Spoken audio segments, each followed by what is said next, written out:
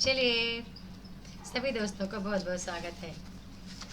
आ गए आप लोग। अच्छा है, 6 7 8 दिन जो भी बचा ना, यहीं पे आके तैयारी करेंगे। बताना है जल्दी से, एक पंक्ति बोलूँगी पहले।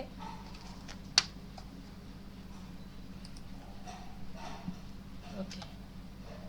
अर्चना, कैमरा ऑफ कर लीजिए।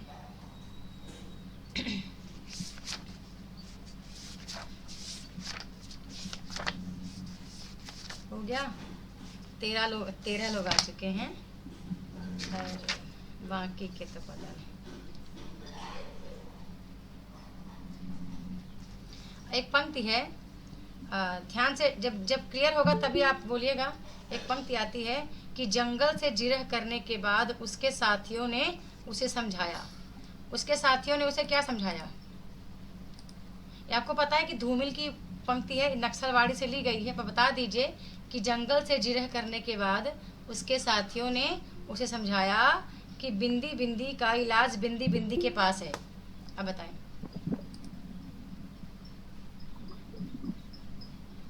जंगल से जिरह करने के बाद उसके साथियों ने उसे समझाया कि बिंदी बिंदी का इलाज बिंदी बिंदी के पास है। कोई मित्र बताएं जल्दी से। याद है? याद है? फिर मुझे अपने कविताओं के लिए बिंदी बिंदी की तलाश है। याद है?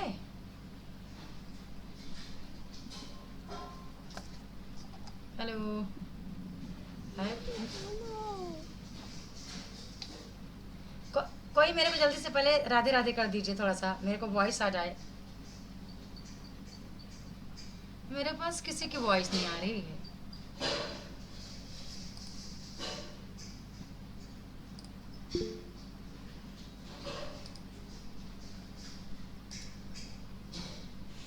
राधे राधे बोल दीजिए।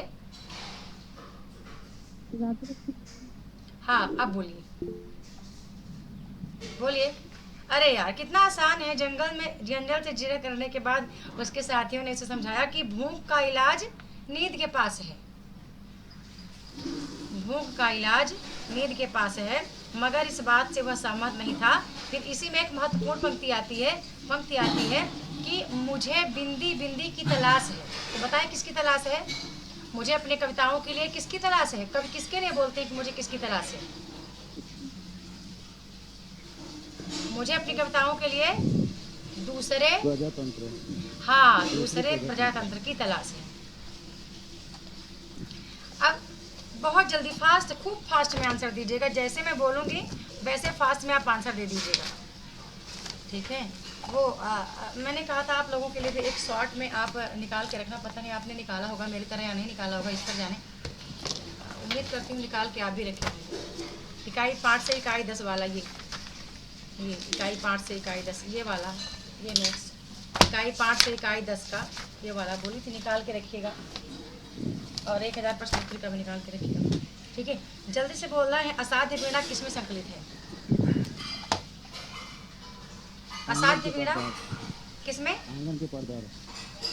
बहुत बढ़िया, बहुत बढ़िया, बहुत बढ़िया, ठीक है। बताना है कि रचना आती है अकाल और उसके बाद किसमें संकलित है? अकाल और उसके बाद हाँ, अकाल और उसके बाद लाली किसकी रचना है? आप बताएं जरा, किसकी है? नागार्जुन। बताना है बादल को घिरते देखा है कब प्रकाशित हुआ? 1939 में। किस में संकलित है? युगधारा में। युगधारा कब प्रकाशित हुआ?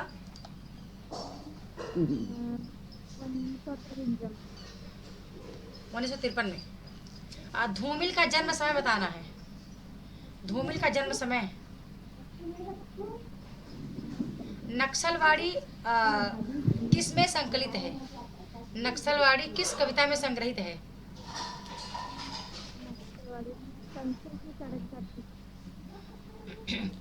अकाल दर्शन किस में संकलित है? मोचीराम किस में संग्रहित है? बताना है संसद से सड़क तक का प्रकाशन वर्ष। 1972। रोटी और संसद कल सुनना मुझे का प्रकाशन वर्ष बताना है। मुझे हम्म 1976। हम्म बहुत सुंदर है। धूमिल का जन्म समय बता दिया आपने। धूमिल का जन्म समय क्या है? 9 नवंबर 1936।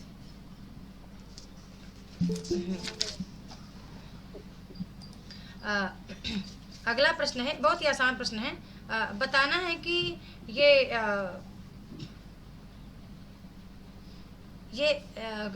एक रचना आती है, धूमिल की रचना है। बताना है कि वो किस रचना में उन्होंने हिटलर का नाती के लिए प्रयोग किया है। हिटलर का नाती शब्द का प्रयोग किया है कौन सी रचना में? मोचीराम। सभी सहमत हैं किशोर भैया से? जी आ? जी मैम। अच्छा। एक पंक्ति और आती है यहाँ पे। सहमति सहमति से प्रारंभ होता है। बताना है सहमति से कौन सी पंक्ति प्रारंभ। सहमति शब्द से किस कविता की सहमति शब्द से प्रारंभ होता है?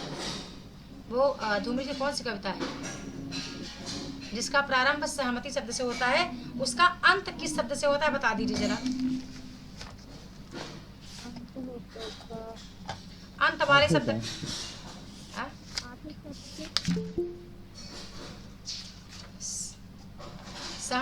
सहमति से कौन सी कविता प्रारंभ होती है? मैम नक्सलवाड़ी। हाँ, नक्सलवाड़ी। बहुत बढ़िया। संसद से सड़क तक में समाहित है, मतलब संग्रहित है। इसका बता दिए कि ये इसका अंतिम शब्द क्या है? बताना है।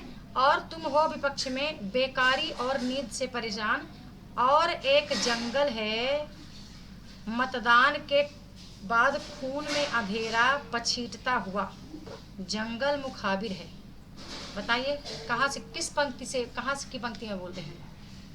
अंधेरे में।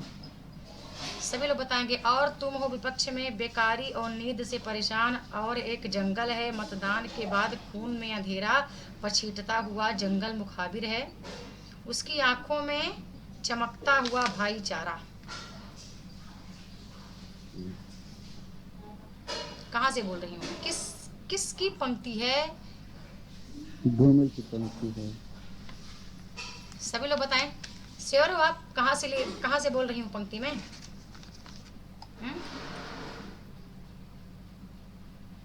धूमिल की नक्सलवाड़ी से। ठीक है, धूमिल की नक्सलवाड़ी से बोल रही हूँ। अच्छा, ये किस पंक्ति में है? बताना है कि मगर राव बैसा की हिटलर का नाती है, इससे बांधो। नहीं, मोचीराम। बताना है इनकार से भरी हुई एक चीख और एक समझदार चुप, दोनों का मतलब है भविष्य गढ़ने में चुप और चीख। किस ना बताएं कहाँ से बोल रही हूँ? नक्सलवाड़ी। अरे ये सब मोचीराम में है भाई। हाँ, सब मोचीराम में है। इसकी पंक्ति चुप और चीख से अंत होता है इसका, मोचीराम का। अच्छा ठीक है, लगभग ये तो पता होगा। बताएं जो तीसरा आदमी है जो रोटी से खेलता है वो कौन आदमी है?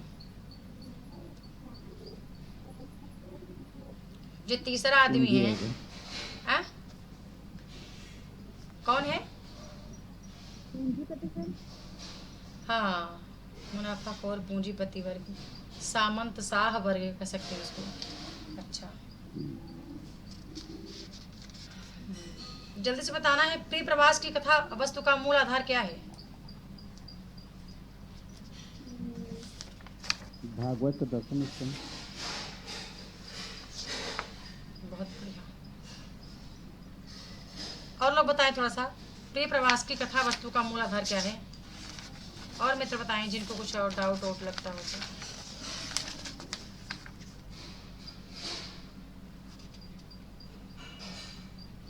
बताना है। भारत भारती की रचना गुप्त जी ने किसके अनुरोध पर की थी?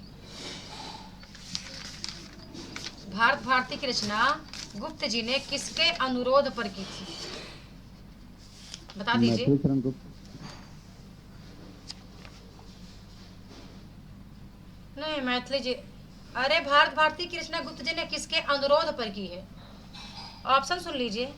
राजा रामपाल सिंह, या फिर महात्मा गांधी, नेहरू, महावीर प्रसाद द्विवेदी।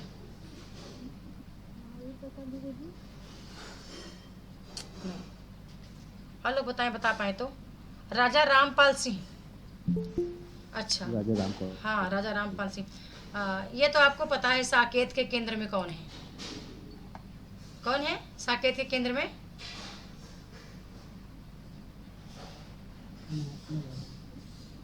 उर्मिला है। साकेत के केंद्र में कौन है? उर्मिला है ना। उर्मिला को केंद्र करके साकेत लिखा गया ना। साकेत का नाम सर्ग साकेत ही लिखा गया, पूरा नाम सर्ग तो उर्मिला को विशेष रूप से लिया गया था। जल्दी से बताना है कि भारत भारती को किस छंद में रचा गया है? भारत भारती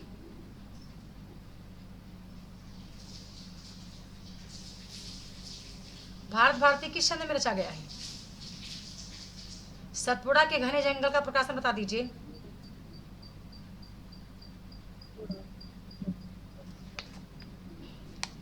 अरे, हर गीतिका छंद में है यार, कितनी बार बताया गया है। तो आपके पीडीएफ में मेंशन है कि हर गीतिका छंद में भारत भारती लिखा गया है।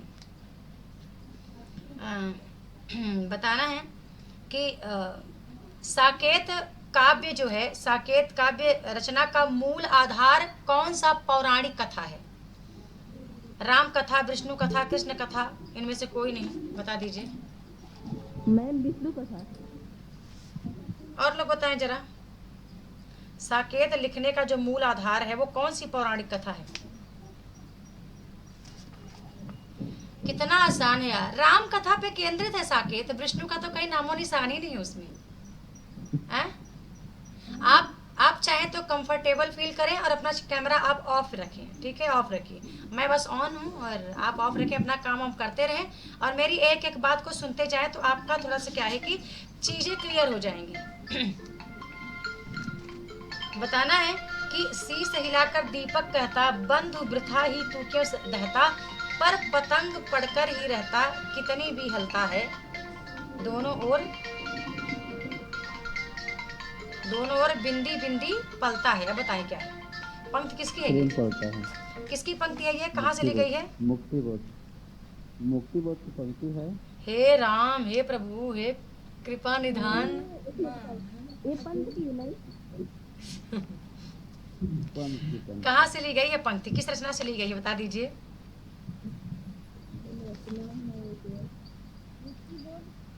मुक्ति बोध का नाम मत लो भाई।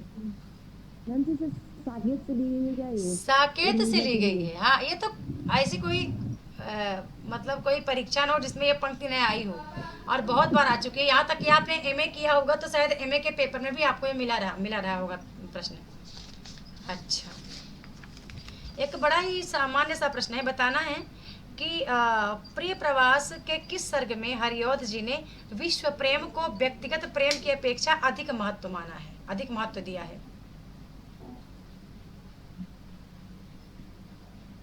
सभी सर्ग याद है?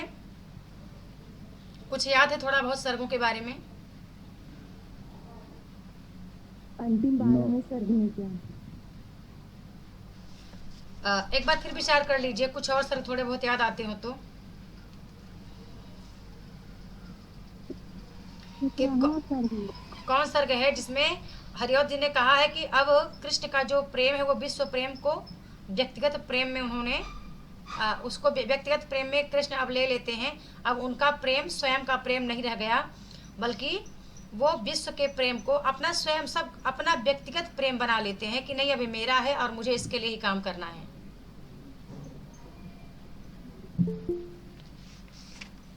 दसम सर्ग 12 सर्ग है। पांचवा सर्ग, 17वां सर्ग, 11वां सर्ग, 10वां सर्ग। 10वां। हम्म? आ गया उत्तर सबका? 11वें सर्ग में, 11वें सर्ग में।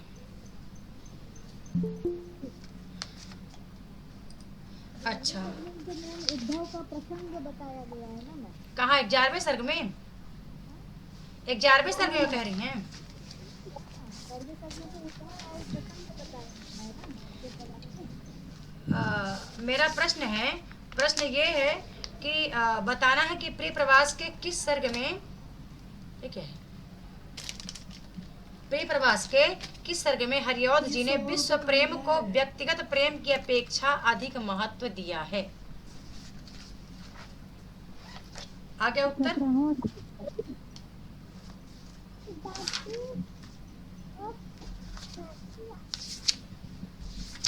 नोटिफिकेशन मिलता ही नहीं है। क्या करें, मिलता ही नहीं है।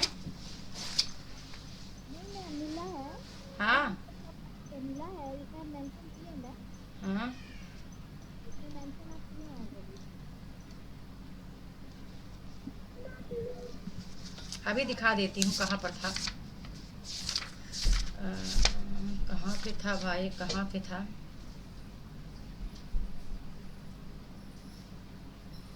देखो, 11वें सर्ग में है कि गोकुल वासियों द्वारा कृष्ण के कालिया नाग का मान मर्दन करना, दावा नल से गायों और गोपियों को बचाना। यानी कि अब यहाँ पर क्या हो गया था कि जो कृष्ण का प्रेम था, अब वो विश्व प्रेम से हट करके उन सबके कष्ट को, सबकी पीड़ा को उन्होंने व्यक्तिगत मान लिया था। ये वाला मैं आपको दी थी क्या? ये मैं फोटो आपको दी थी ना? मैं दी थी, हाँ। इस वाले सत्र में नहीं दी थी, अगले पिछले सत्र में मैं आपको दी थी। पिछले सत्र में सबके पास ये वाला था, ये फोटो सबके पास था। ये फोटो जहाँ सभी सर्ग हैं। और आज ठीक है, जो नहीं बन रहा है आज मैं फिर से दे दूंगी वही फोटो एक बार खींच करके। इस वाले सत्र में मैम आपने इसको शॉर्ट 1 लाइन में करके दिया था। अच्छा ये नहीं के लिए सब दिए हैं। अच्छा, मैंने शॉर्ट में दे दिया था। और जानते हैं वो जो विश्व प्रेम वाला जो है ना, वो मैं हाँ, बता दीजिए हिंदी साहित्य का विलियम वर्ड्सवर्थ किसे कहा गया है? बताना है, बताना है कि बीन भी हूँ मैं तुम्हारी रागनी भी हूँ कविता महादेवी के किस प्रसिद्ध काव्य संग्रह में संकलित है? बीन भी हूँ मैं तुम्हारी रागनी भी हूँ, बताना है कि किस प्रसिद्ध कविता में संग्रहित है?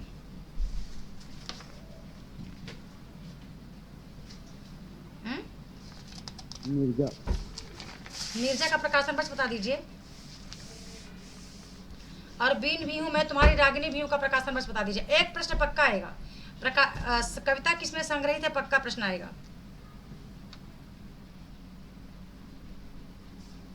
ये बीन भी हूँ मैं तुम्हारी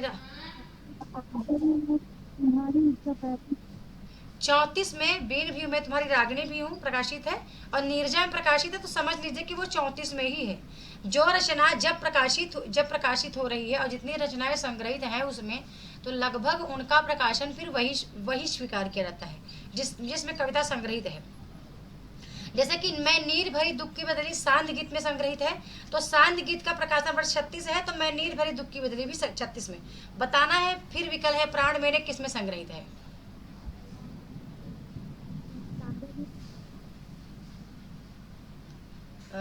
बताना ही है मंदिर का दीप का प्रकाशन वर्ष। नहीं तो 42 की क्या है? महादेवी वर्मा अपनी तुलना बदली से करते हुए अपने जीवन को दुख की बदलियों से घिरा हुआ बताती हैं, तो बताना है वो कौन सी कविता है जिसमें वो अपनी तुलना बादलों से करके बताती हैं कि जिस तरह बादल घिर आते हैं अचानक से, वैसे ही मेरे जीवन में दुख घिर आता है। बादल को घिरते देखा। हे राम, महावीर, वो तो महादेवी का है ही नहीं। हाँ मैम, नीर भरी दुख की बदली होगा। मैं नीर भरी दुख की बदली। मत कहो हे विश्व झूठे हैं अतुल वरदान तेरे। बताना है कि महादेवी वर्मा इन पंक्तियों से संबंधित क्या बोलती हैं, क्या कहना चाह रही हैं कि मत कहो हे विश्व झूठे है अतुल वरदान तेरे। क्या कहना चाहती हैं कि संसार के वरदान अतुलनीय नहीं है, यह कथन झूठ है। या कहना चाहती हैं कि कणों को विश्व ग्राहकता, पतंगे, पतंग यानी जो दीपक जलता रहता है, पतंगे की चिर साधना आदि ईश्वर के अनुपम वरदान कहती है, वरदान है। फिर इसको भी कहती है यह भी झूठा है। या कह रही हैं कि विश्व में सब कुछ झूठा है। या कहती हैं कि ईश्वर की दृष्टि में सभी वरदान अतुलनीय नहीं है।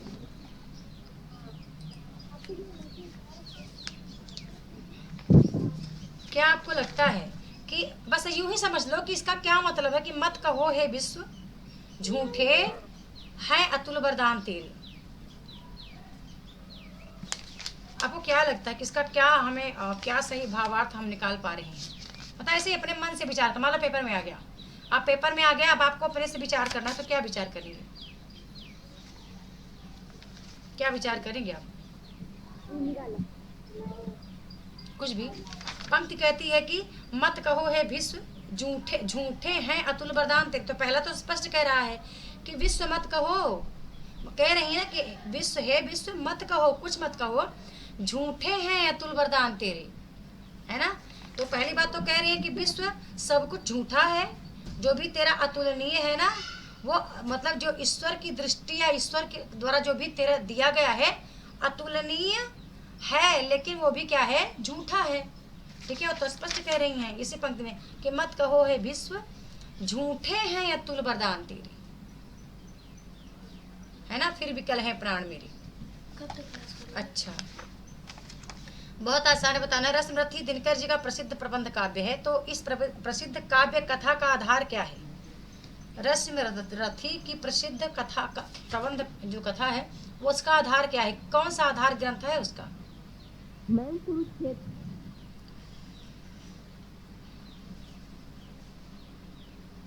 महाभारत।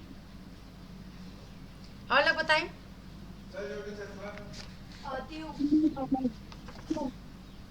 रसमरथी दिनकर जी का जो प्रसिद्ध प्रबंध काव्य है, प्रबंध काव्य की कथा का आधार क्या है? महाभारत।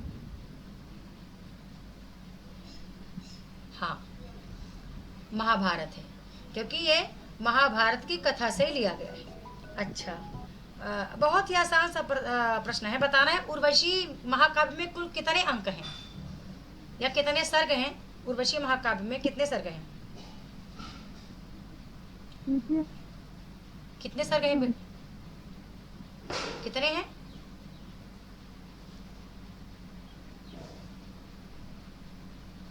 सात सर्ग हैं। ठीक है, 7 सर्ग हैं। अच्छा, बताना है कि नागार्जुन की किस कृति में बरबे छंद का प्रयोग हुआ है? इसका जिक्र हुआ है लाइव क्लास में।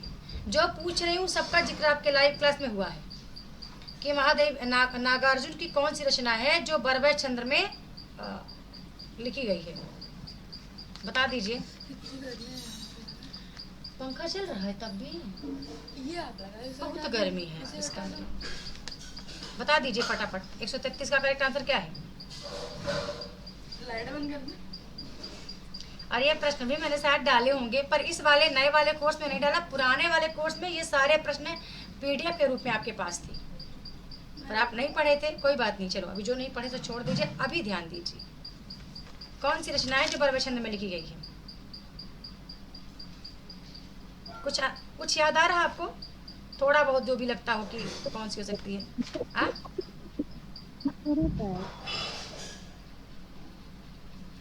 कोई बात नहीं, भस्मांकुर है वह। ठीक है, बड़ी प्रसिद्ध कृति इनकी है, भस्मांकुर है। अच्छा, बहुत ही आसान सा प्रश्न है। बताना है कि अज्ञेय की किस काव्य संग्रह, अज्ञेय को किस काव्य संग्रह है तो साहित्य अकादमी पुरस्कार मिला था? इसका आंसर तो आप चुटकियों में देंगे, एक सेकंड में देंगे। हाँ, आंगन के पार द्वार। देखो, जितना चीज ना ऐसे दिमाग पे याद रहेगा तो उतना ज़्यादा आसान है। अब नहीं याद है क्या? थोड़ा सा अब पंक्तियों पर आते हैं। अब प्रकाशन वर्ष मुझे लग रहा है सबका याद है। आंसू 25 में, कामायनी 35 में। कामायनी में 3 सर्ग आपको पता है, लज्जा श्रद्धा एड़ा सर्ग। तो लज्जा श्रद्धा एड़ा सर्ग से प्रारंभ करती हूँ, उधर साकेत से प्रारंभ करती हूँ, उधर का छोड़ दी हूँ आगे का। ठीक है, अब पंक्तियों के लिए तैयार रहें आप। और बता देती हूँ, जूही की कली 16 में प्रकाशित है, परिमल 30 में, जूही की कली परिमल में संकलित है, सरोज स्मृति 36 में प्रकाशित है। सरोज स्मृति राम की शक्तिपुरा दोनों ही अनामिका में संग्रहित है, ध्यान रखिएगा। ठीक है, दोनों ही अनामिका में। अनामिका का पहला संस्करण 23 में और दूसरा संस्करण इसका 38 में प्रकाशित होता है। 19 आप लगा लेना, ये ध्यान रखना है। जागो फिर एक बार परिमल में ही संकलित है। पंत जी की 2 रचनाएं बहुत महत्वपूर्ण, ध्यान रखना। प्रथम रस में 19 में, प्रथम रस में वीणा में संकलित है, वीणा का प्रकाशन वर्ष 27 है, 1927 है। परिवर्तन का प्रकाशन वर्ष 24 है, यानी 1924, और 28 में संकलित है, यानी पल्लव में संकलित है 1928 में। और युगांत में संकलित है कौन? द्रुत झरो जगत के जीर्ण पत्र, आपको याद रखना। ठीक है, ये द्रुत झरो जगत के जीर्ण पत्र 34 में प्रकाशित है, 1934 में, और युगांत 36 में। बीन भी हूँ मैं तुम्हारी रागिनी भी हूँ, इसका पूरा आपको आता है महादेवी का। रस में थी 1952 में प्रकाशित है, 7 सर्ग हैं। उर्वशी 1961 में प्रकाशित है। उर्वशी का कौन सा सर्ग हमारे पाठ्यक्रम में लगा हुआ है? तृतीय सर्ग लगा हुआ है।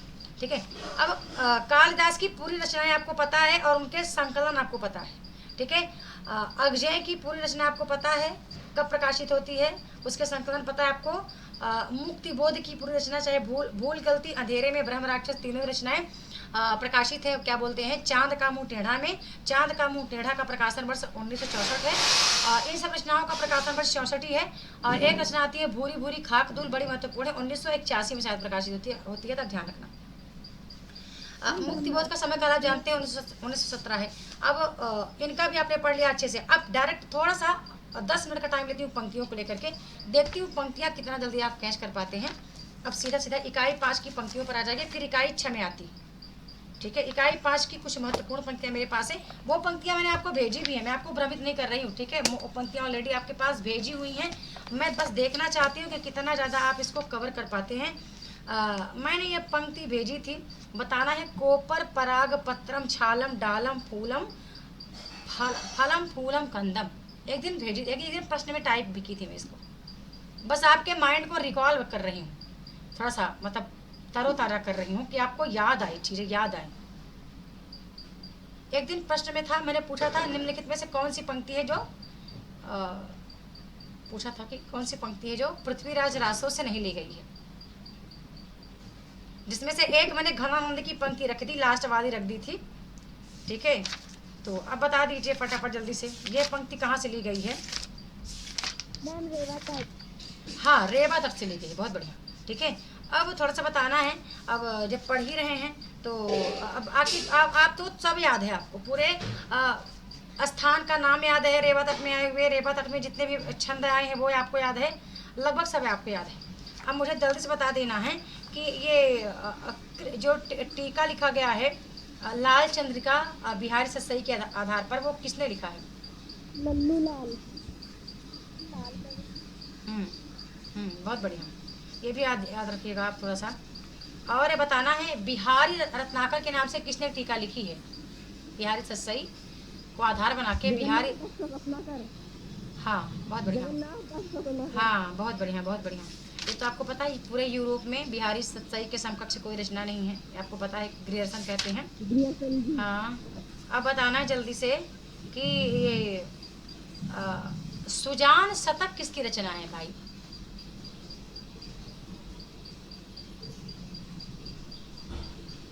सुजान शतक किसकी रचना है? जिन्होंने सुजान सागर को आधार बना के, और एक हमारे आधुनिक कालीन कवि हैं जो सुजान शतक नाम से एक रचना लिखते हैं। बता देती हूँ, घनानंद की एक रचना है सुजान सागर, और उसी सुजान सागर के आधार पर सुजान विनोद लिखा है भारतेंदु हरिश्चंद्र। ठीक है, बाकी घनानंद के बारे में लगभग आपको बहुत सारी बातें पता है। मोहम्मद शाह रंगीला के मुंशी थे, और एक सुजान नामक गणिका कह सकते हैं, फिर एक नायिका थी जिससे प्रेम करते थे। नायिका से बाद में बिछड़ जाते हैं, और फिर ये कहाँ दीक्षित हो जाते हैं, कहाँ दीक्षा लेते हैं, कहाँ दीक्षा लेते हैं नायिका से बिछड़ने के बाद? निम्बार्क संप्रदाय। ठीक है, बहुत सारी चीज़ें हैं जो पेपर के टाइम टाइम पे भूलती बहुत है भैया, भूले ना, ये ध्यान रखिएगा। पूरे जितने भी छंद हैं प्रिय प्रवास में, पूरे छंद आपको पता है ना, याद है सबको? याद है, बन जाएगा, भले मुंह से नहीं बोले हैं पर याद है आपको, है ना? पूरे छंद आपको याद है, ऐसा मैं जानती हूँ। बताना है कि पंक्ति कहाँ से है, किस कविता से है कि प्रिय पति वह मेरा प्राण प्यारा कहाँ है, दुख जलद निमग्न का सहारा कहाँ है, अब तक जिसको मैं देख के जी सकी हूँ वह हृदय हमारा नेत्र तारा कहाँ है। यशोधरा का पेपर में आया हुआ है ये पंक्ति, पेपर में आया हुआ है, अभी 20 में आया था मेरे ख्याल से कि 21 में आया था। प्रिय पति वह मेरा प्राण प्यारा कहाँ है। मैम यशोधरा का है। और लोग बताएं, जल्दी जल्दी फटाफट बताओ, ताकि मैं 2 सेकंड लूँ कोई दूसरा प्रश्न बोलने में, या 5 सेकंड में बाद में दूसरा प्रश्न बोल दूँ, ठीक है? आप गलत हैं, ये प्रिय प्रवास का ही है और 7वें सर्ग में लिखा गया है, और साथ में ये मंद्रा का मालिनी छंद में लिखा गया है, मालिनी छंद में, ठीक है? प्रिय प्रवास में और भी पंक्ति प्रिय प्रवास की आई थी, जैसे कि एक वो तो दिवस का अवसान समय था, तो 2-3 बार आ चुका है, तो कर वो तो अब नहीं आएगा, ठीक है? बताना है कि ये एक पंक्ति आती है, पंक्ति तो बहुत ज़्यादा है, कौन सी बोल दूँ कौन सी ना बोलूँ। भारत भारती आपको पता है किस किस किस भाषा में लिखा गया है?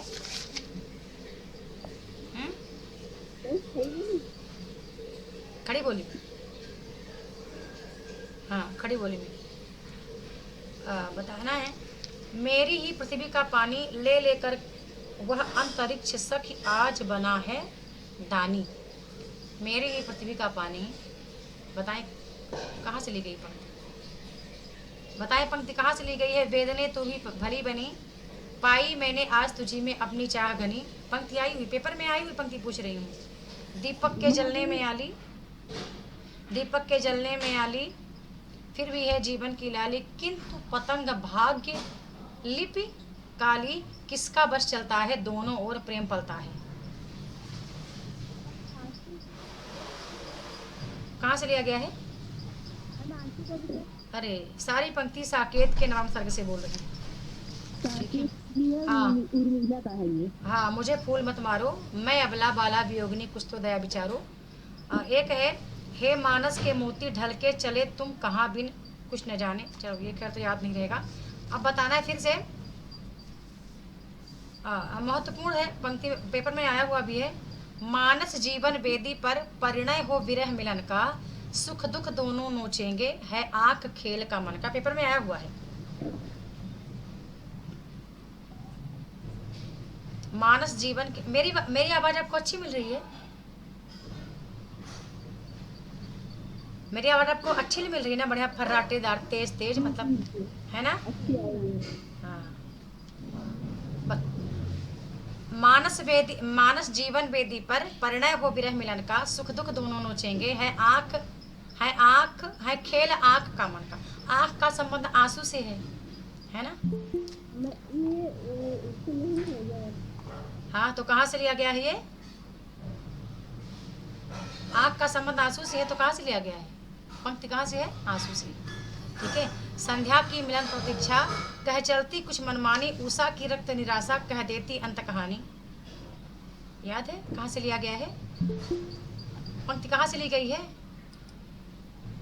पंक्ति में आप मार खा जाएंगे। और जो देखो, बहुत तैयारी मानती हूँ इस समय, ये टाइम ऐसा है कि बहुत हड़बड़ी से हम नहीं पढ़ सकते, लेकिन ये टाइम, यही समय ऐसा है कि हम एकाग्रता से करेंगे तो हम बेहतर करेंगे, ठीक है? यही वो समय है, जितनी एकाग्रता से आप करोगे उतना अच्छा आप करोगे। तो काम तो करते रहो, पर अपने माइंड को रिकॉल भी करते रहो चीज़ों को। अच्छा, अभी तो बहुत सारी पंक्तियाँ हैं। अभिलाषाओं के कर्मठ, फिर सुप्त व्यथा का जगना। एक और पंक्ति है, मादक थी मोहमयी थी, मन बहलाने की क्रीड़ा। एक पंक्ति आती है, जो घनी भी भूत पीड़ा थी, स्मृत मस्तक में स्मृति छाई। महत्वपूर्ण है। झंझा झकोर गर्जनता, ये पंक्ति आप एक बार देख लेना, पेपर में आया है कि बांधा था विधि को किसने इस काली जंजीरों से, ठीक है? अच्छा, बताना है, नील परिधान बीच सुकुमार, खुल रहा मृदुल अधकुला अंग। बहुत बार पेपर में आया हुआ, गजब का आया हुआ ये। खिला हो जो बिजली का फूल, मेघ वन बीच गुलाबी रंग। बता पाएंगे? सामान्य कहते हैं।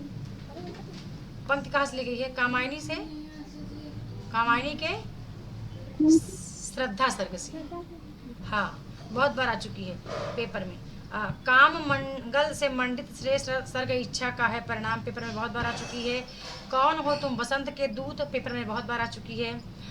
पेपर में आ चुकी है कि कर्म का भोग, भोग का कर्म, यही जड़ का चेतन आनंद। बताएं कहाँ से ली गई है पंक्ति है, किस सर्ग से?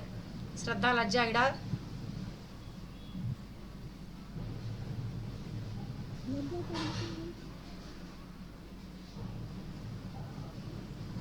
अभी तो आया था 2022 का प्रश्न है मेरे ख्याल से। कर्म का भोग, भोग का कर्म, यही जड़ का चेतन आनंद। कहाँ से लिया गया बता दीजिए। अरे अश्रद्धा से ही है। बताना है कि पेपर में ये भी आया हुआ है, पेपर में आया हुआ है कि इतना न चमत्कृत हो बाली। ठीक है, अपने मन का उपकार करो, मैं एक पकड़ हूँ जो कहती हो, ठहरो कुछ सोच विचार करो। इतना न चमत्कृत हो बाली, पेपर में आया हुआ है। पेपर में आया हुआ है नारी तुम केवल श्रद्धा हो। कहाँ से लिया गया है? नारी तुम केवल श्रद्धा हो। इसका बता दीजिए, नारी तुम केवल श्रद्धा हो। हाँ, बहुत बढ़िया, लज्जा सर्ग से लिया गया। बताना है कि कहाँ से प्रश्न है कि आंसू के भीगे अंचल पर मन का सब कुछ रखना होगा। पेपर में आया हुआ है, आंसू के भीगे अंचल पर मन का सब कुछ रखना होगा। कहाँ से लिया गया है? मन तुम श्रद्धा को भूल गए, पंक्ति कहाँ से लिया गया है?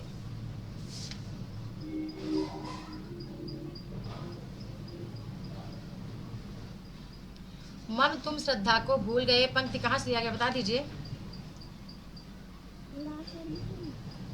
पीड़ा स्वर्ग से तुम भूल गए, पुरुषत्व मुँह में कुछ सत्ता है नारी की, है ना, यही वाली।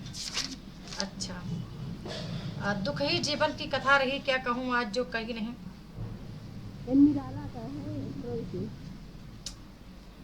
है अमानिसा उगलता गगन घन अंधकार। तुलसीदास। राम की शक्ति। नयनों का नयनों से गोपन, प्रिय संभाषण, पलकों का पलकों से पर प्रथमो उत्थान पतन। राम शक्ति पूजा। हाँ, राम की शक्ति पूजा से। एक पंक्ति आती है, बताना है इनकी निराला की कौन सी कविता है जो 2 खंडों में विभाजित है, लंबी कविता है? हुकुरमुत्ता, क्योंकि मैंने पहला खंड पढ़ाया था, दूसरा फिर मैं नहीं पढ़ाई थी, मुझे याद है। अच्छा, ये परिवर्तन कितने भागों में है? परिवर्तन करता कितने भागों में है? बहुत बार इसका जिक्र हो चुका है। 36 भागों में। कितने भागों में? 36 भागों में। ना 32 भागों में। 32 भागों में। अच्छा, थोड़ा सा और बता देना है। परिवर्तन की पंक्ति आपने पढ़ा होगा, मैं ऐसा उम्मीद करती हूँ। ये औसीनरी का परिचय बता दीजिए। औसीनरी कौन है?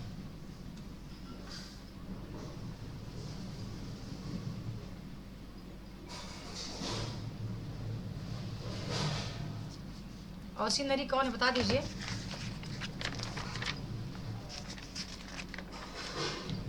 क्यों इसका जिक्र नहीं हुआ था? प्रतिष्ठानपुर की महारानी है। हाँ, पुरूरवा की पत्नी है, प्रतिष्ठानपुर की महारानी है। बताना है ये दोनों ही पंक्तियाँ, दोनों ही रचनाएं रश्मिरथी कितने सर्गों में है और उर्वशी कितने भागों में है? उर्वशी का 3य भाग हमारे पाठ्यक्रम में लगा है, तो उर्वशी में कितने भागों में है? 7। अरे यार, वो तो रश्मिरथी है, 7 सर्ग में है। उर्वशी कितने भागों में है? उर्वशी एक काव्य नाटक भी है, ध्यान रखना, एक काव्य नाटक भी है ये उर्वशी। 5 भागों में है। हाँ, 5 भागों में है। अब थोड़ा सा और बता दीजिए। चलिए, अभी का इच्छा के पास चलती हूँ। उर्वशी को शायद आपने नहीं पढ़ा है, मैं ऐसा जान रही हूँ।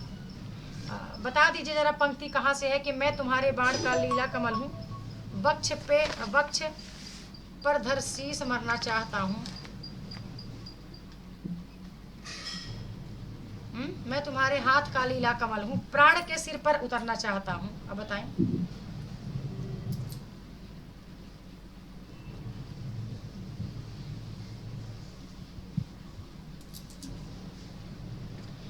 निकालूंगी ना, निकालूंगी फिर। अरे तो फिर कल छुट्टी है, परसों छुट्टी है।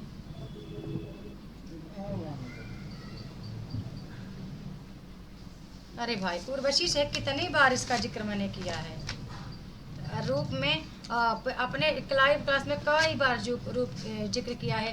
पेपर में आया हुआ है ये, रूप की आराधना का मार्ग आलिंगन नहीं तो और क्या है। कितनी पेपर में कई बार आ चुका है। अच्छा, जो पंक्ति मैंने बोली है वही पंक्ति आज मैं रिपीट बोल रही हूँ, अलग से पंक्ति नहीं बोल रही हूँ।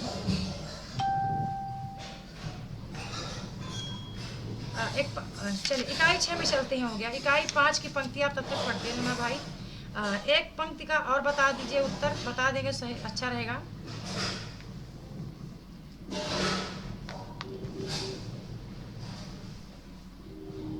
एक पंक्ति याद आ रही है, जगह मैटर नहीं करता, काम मैटर नहीं करता, काम में माहिर होना मैटर करता है। कितना भी आप पढ़े हैं ये मैटर नहीं करेगा।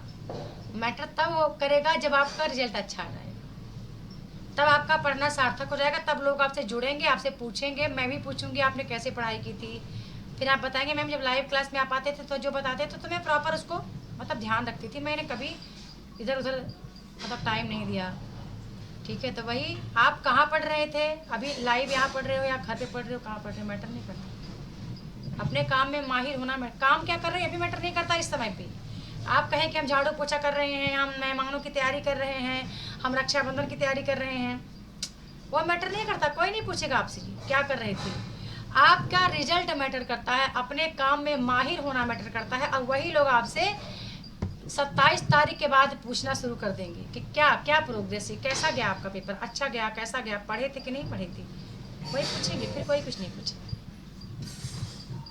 अच्छा है, यहाँ तो नींद भी नहीं आ रही, आप लोग सामने हैं तो यही अच्छा है पढ़ाने का तरीका। वो तो स्क्रीन, अच्छा ये बात सही है, यहाँ पे स्क्रीन पूरी ब्लैक है क्योंकि आप लोग मेरे को दिख नहीं रहे हैं। वहाँ पे पूरी स्क्रीन का वीडियो क्वालिटी इतना हाई लेवल का होता है कि मेरी आंखें ही पूरा एकदम लगता है कि इसको स्क्रीन पर लगा दें। ठीक है, एक बताना है, रचना आती है, बताना है कि तिब्बत यात्रा के दौरान हिमालय के सौंदर्य का वर्णन नागार्जुन ने किस कविता में किया है। इसका जिक्र हुआ है अभी 1-1.5 महीने पहले पढ़ाई थी मैं इसको।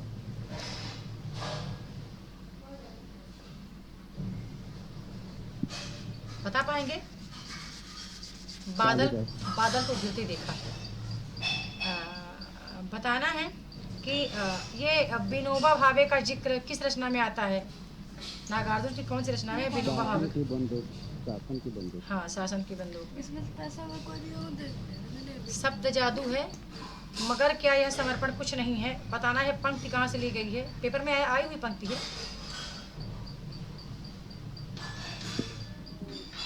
अज्ञे हरी घास पर खरबस। नहीं,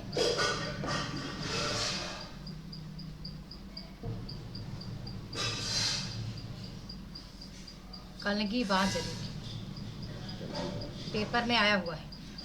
अच्छा, मैंने कहा था संथाली जातियों का वर्णन किस कविता में है। मैंने उपन्यास का बोला था, आपने महिलाचल बोल दिया था। कई परसों लाइव क्लास हो रही थी, तो बता दीजिए कि संथाली का वर्णन किस रचना में आया है। संथालियों का वर्णन किस रचना में आया है? सतपुड़ा के घने जंगल।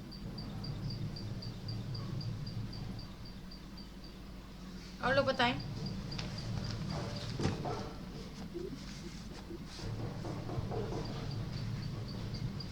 संथाली झूमर का लंबा कसक भरा आलाप। क्यों हरी घास पर क्षण भर में नहीं है, ये पंक्ति नहीं आती है हरी घास पर क्षण भर में। अच्छा, क्या करते? सतपुड़ा के जंगल में आया हुआ है। अच्छा, सतपुड़ा के जंगल में संथाल जाति का वर्णन तो मेरे को कहीं पे मिला नहीं था। अजगरों से भरे जंगल, अकमगत से परे जंगल, सात पहाड़ वाले। ये ध्यान रखना, फिर से आएगा इसी से प्रश्न। कितने कितने पहाड़ वाले? तो 7 पहाड़ वाली। फिर बड़े छोटे झाड़ वाली। फिर शेर वाले, कैसे कितने जीवों का वर्णन हुआ है? तो शेर वाले, बाघ वाले, गरज और दहाड़ वाले। फिर कंप से कने जंगल। फिर वो 4 मुर्गे 4 तीतर तो आसान है, बन जाएगा। फिर ये बनेगा गोंड, तगड़े और काले, आपसे बनेगा। फिर कौन से त्योहार का वर्णन है? आ जाएगा पेपर में, तो होली का, जबकि होली पास आती। किस त्योहार का वर्णन है? होली का। फिर और सरसराती घास गाती। फिर मत करती बांस आती, गूंज उठते ढोल, इनके ढोल का जिक्र हो चुका है। फिर जंग जागते अंगड़ाइयों में, खो खड्डे खाइयों में। पागल कौन है? कौन कौन पागल है यहाँ पर? अरे इस रचना में पूछ रही हूँ। कब? हाँ, घास पागल, कांस पागल, साल और पलास पागल, लता पागल, वात पागल। ठीक है, तो ध्यान रखना कि ये 6 लोग ना इसमें पागल के जिक्र हो, तो पता चले पूछ दे कि निम्नलिखित में से कविता में कवि ने, अरे घास चुप है, उसके एक अलग लाइन है। ठीक है, और ये यहाँ पे पागल की जिक्र हो रही है, तो ध्यान रखना। ये कहाँ तक फैला हुआ है? तो क्षितिज तक फैला हुआ, समृद्ध तक मैला हुआ सा। और भी मान लो पूछ देगा, कितने पंछी कितने हिरन दल हैं इसमें? कितने पंछी कितने हिरन दल हैं इसमें? बता दीजिए। 100 हिरन दल। हाँ, लाख पंछी 100 हिरन दल। ठीक है, तो आप ध्यान रखना ये वाला, क्योंकि अब ना ये बहुत बारीकी का प्रश्न पूछ रहे हैं, बहुत एकदम लग ही नहीं रहा कि इतना बारीकी से प्रश्न आएगा भी। ठीक है, तो ये आप थोड़ा सा ध्यान रखना। चलिए, अब चलती हूँ डायरेक्ट इकाई 6 में, थोड़ा सा आपका परिचय लेती हूँ कि इकाई 6 में। पर आज मेरे को क्लास करने में अच्छा लग रहा है, बहुत सुंदर शांति है, सब कोई सुन रहे हैं, कुछ लोग बोल रहे हैं, और अच्छा लग रहा है कि बाकी लोग हम सीख भी रहे हैं। बताना है, कामायनी का पुनर्विचार किसकी रचना है?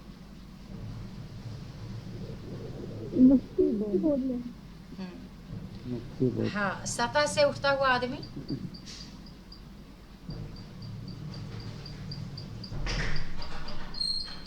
सतह से उठता हुआ आदमी मुक्तिबोध का उपन्यास है। काठ का सपना मुक्तिबोध का कहानी संग्रह है।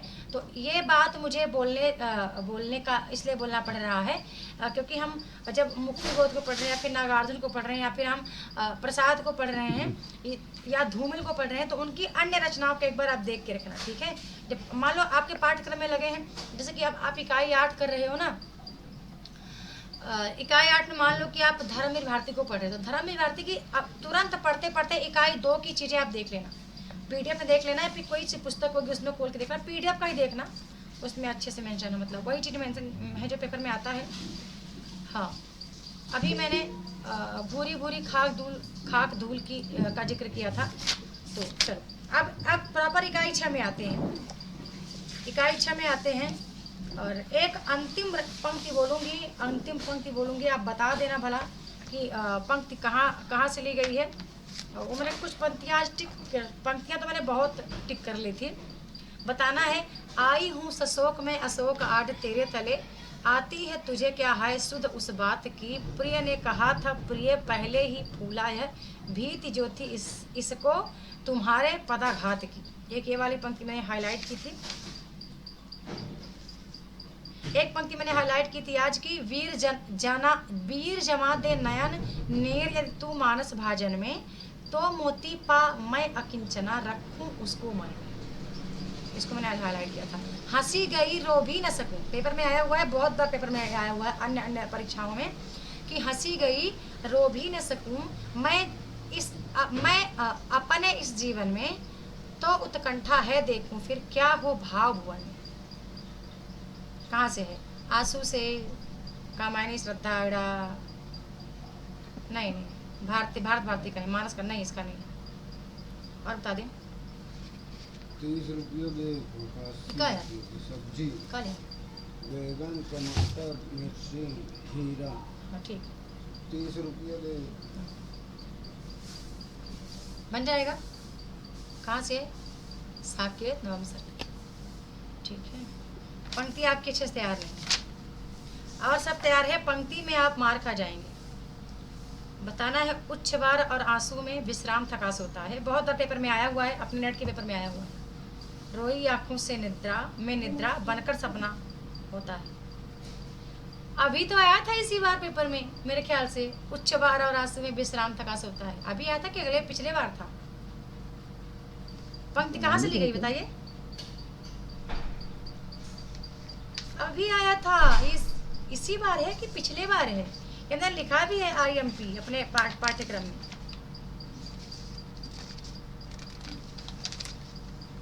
कहाँ से बोल रहे हैं आप? बता रहे हैं आप क्या? कहाँ से ली गई है? उच्छ्वास और आंसू में विश्राम थकास होता है। परिवर्तन। और लोग बताएं, और मैं तो बताएं। अब बता पाओगे जब मैंने पंक्ति बोल दी कि पतझड़ था झाड़ खड़े थे सूखी सी फुलवारी में, किसलय नव कुसुम बिछाकर आए तुम इस क्यारी में। अब बता पाएंगे पंक्ति कहाँ से है? मैंने पंक्ति बोली कि बांधा था विध को किसने इन काली जंजीरों से। अब बता पाए? आंसू से। हाँ, आंसू से है। हे भगवान, ऐसा हो जाए कि आपसे बन जाए पूरा पूरा, आपसे पंक्ति बन जाए कैसे भी करके। ये किसकी पंक्ति में ऐसा है जी कि Marx, Engels, Russell, Toynbee, Heidegger, Spengler, Sartre, Gandhi, Tilak, किसकी पंक्ति में, किसकी रचना में ये महान पुरुष आए हैं? मुक्ति बोध। हाँ, कौन सी रचना में? मुक्ति बोध के कौन सी रचना में आए हैं? भूल गलती, अंधेरे में, ब्रह्म राक्षस, कौन सी रचना में आए हैं? और लोग बताएं, और लोग बताएं कहाँ आए हैं?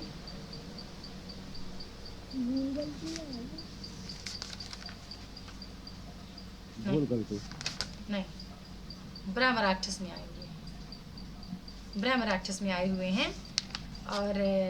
और बता देती हूँ थोड़ा सा, अंधेरे में कौन कौन से आए हैं? अंधेरे में मेरे ख्याल से तिलक, गांधी का जिक्र है, और ये जो हेडेगर, स्प्लेंगर, ये सब जो है ना, ये आए हुए हैं ब्रह्म राक्षस में। ब्रह्म राक्षस में बताना है कि ये अल गजनी पेपर में आया हुआ है, अपने से नहीं बता रही जितना। अच्छा, पल्लवी का कई भैंस चरा रही हैं आज? क्या पल्लवी आज भैंस चरा रही हैं अभी इतने टाइम पे, 5:30 बजे? चलो कोई बात नहीं, अच्छी बात है बेटा, घर का काम करना चाहिए।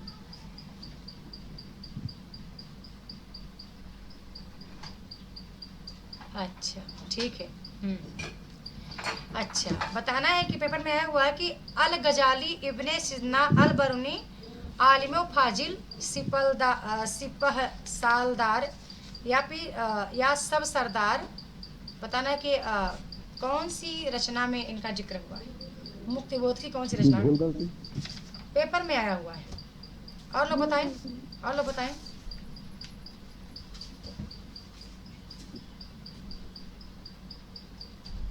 भूल गलती से, भूल गलती से, बहुत बढ़िया। अच्छा, ठीक है, कुछ पंक्तियां ना ऐसे ग्रुप में डालूंगी। चलो, इकाई 6 के लिए आप प्रॉपर तैयार हैं? पूरा पूरा हाँ? इकाई 6 के लिए प्रॉपर तैयार हैं? कोई कहीं भी कोई दिक्कत नहीं है ना आपको? सब याद है, सब का सब याद है, कुछ भी नहीं छूट रहा। इकाई 6 में। हाँ, चलिए आ गई मैं। जल्दी जल्दी फटाफट बता देना कि ये जो इनके क्या बोलते हैं, जिंदगी नामा के कितने भाग प्रकाशित होते हैं?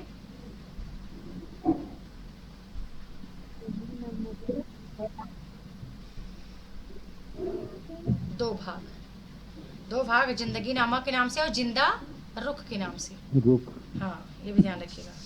आप जल्दी से बता दीजिए, ये मालवी मास्टर किस उपन्यास के पात्र हैं? जोगनाथ, मंगलदास, मालवी मास्टर, कुशहर प्रसाद, किस उपन्यास के पात्र हैं?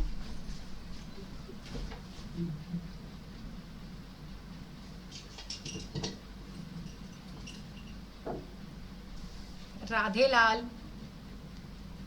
पीडीएफ से बोल रही हूँ, आपके पीडीएफ का है, जितना आपको पीडीएफ दी हूँ जैसे उस वहाँ से बोल रही हूँ। अब याद आया, मैंने रुक्पन बाबू का नाम लिया तो बेला का नाम लिया। हाँ, राग दरबारी, बहुत बढ़िया। संजना, क्या बात है। अच्छा, हाँ, अच्छा, आप लोग चैट भी कर लेते हैं बिना बोले। हाँ, करते रहें, चैट भी करते रहें, कोई बात नहीं, कुछ भी करें चलेगा, सब चलेगा। ये मंगलदास, जोगनाथ, रामाधीन, भीम खेड़वी, ये सब इसी के पात्र हैं, ध्यान रखिएगा। अब डायरेक्ट मैं आती हूँ कहाँ पे, मैं थोड़ा सा आपको महिला आंचल के पास ले चलती हूँ, महिला आंचल के नए वाले पीडीएफ के पास ले चलती हूँ। नया वाला पीडीएफ जो है मेरे को बहुत अच्छा लगता है पढ़ने में, जो अपडेट बना हुआ है उसके पास ले चलती हूँ। इधर गया जी, नया वाला पीडीएफ अच्छा लगा भाई।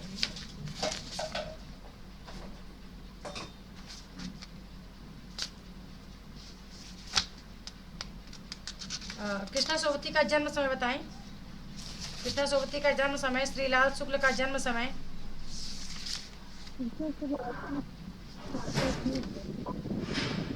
मन्नू भंडारी का जन्म समय,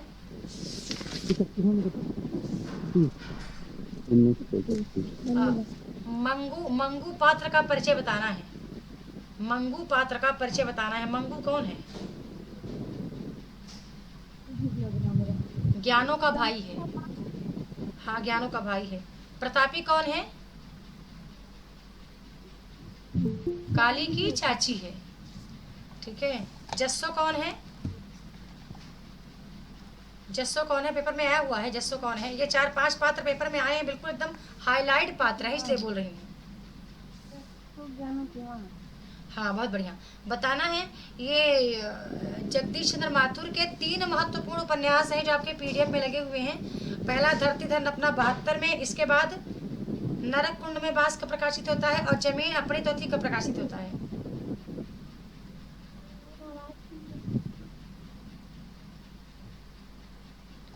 नरक कुंड में बास का प्रकाशित हुआ।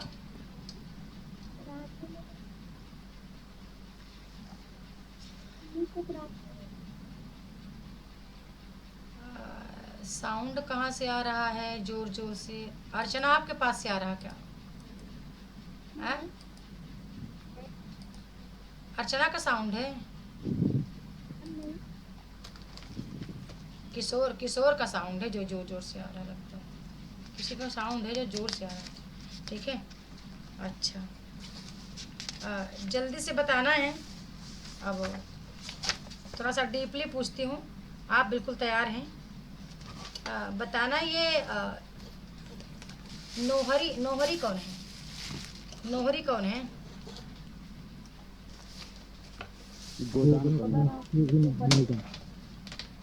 भोलाराम की विधवा, मतलब एक विधवा है जो भोलाराम की दूसरी पत्नी है ना। अब बताना है ये राजा सूर्य प्रताप सिंह कौन थे? बड़ा दिलचस्प यहाँ पे मैटर आता है राजा सूर्य प्रसाद के साथ।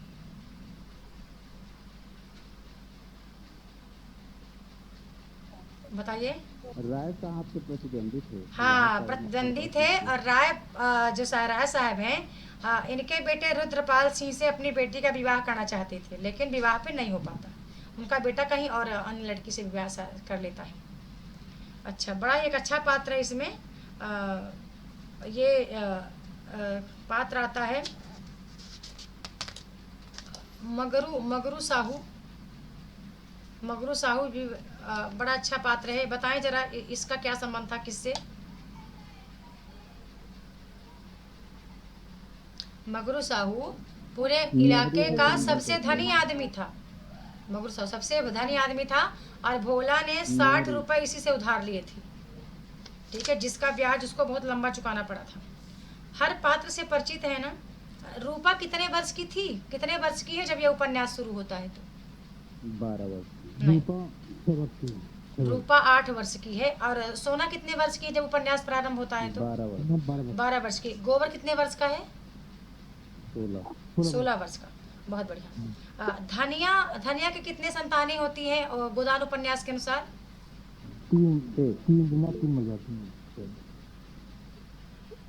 6 संतानें होती हैं। 3 नहीं रहते हैं, 3 जीवित हैं। उपन्यास के अनुसार धनिया की उम्र क्या है जब उपन्यास प्रारंभ हो रहा है? 36 वर्ष 30 वर्ष हाँ 36 वर्ष है। सिलिया के बारे में जानते हैं आप अच्छे से, झुनिया के बारे में आप अच्छे से जानते हैं, ठीक है। दुलारी सहुआन के बारे में अच्छे से जानते हैं आप। जितने शहरी पात्र हैं उनके बारे में जानते हैं। राय साहब अमरपाल सिंह सेमरी गांव के क्या है अवध प्रांत के निवासी हैं, आप इनको जानते हैं। डॉक्टर मेहता को जानते हैं, यूनिवर्सिटी में दर्शन शास्त्र के अध्यापक रहे हैं। वीमेंस लीग में भाषण देते हैं डॉक्टर मेहता, ध्यान रखिएगा।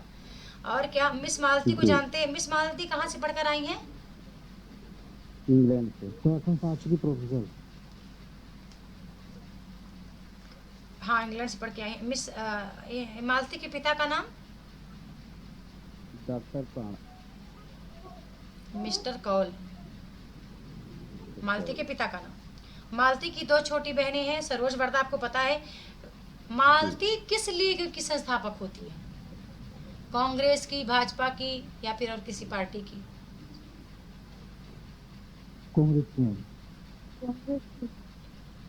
हे दादा बाप रे, वीमेंस लीग की संस्थापक होती हैं, वीमेंस लीग की। और नगर में कांग्रेस कमेटी की सभा नेत्री चुनी जाती हैं, संस्थापक नहीं होती हैं। और उसी वीमेंस लीग में फिर क्या करती है, बहुत ज़्यादा बीमार बच्चों का, छोटे बच्चों का इलाज करती हैं। जैसे कि वो उसके बच्चे का इलाज करती हैं, अरे वो गोबर का जो, हाँ गोबर के बेटे का इलाज करती हैं। गोविंदी पात्र को आप अच्छे से जानते हैं, ठीक है। मिर्जा खुर्शीद को आप अच्छे से जानते हैं। और किसको? अच्छा, मिर्जा खुर्शीद की कोई एक विशेषता बता दीजिए, कोई एक खास बात बता दीजिए जरा। उनके जूते की दुकान थी। मिर्जा किसकी दुकान थी? जूते की। अरे भाई, मिर्जा खुर्शीद ही है जो कि कबड्डी का आयोजन करवाता है। ये सबसे दिलचस्प बात है मिर्जा खुर्शीद के बारे में इस गोदान उपन्यास में, जहाँ बड़े बड़े खिलाड़ी जाते हैं और कई उसके मतलब उसके साथ लोग काम करते हैं।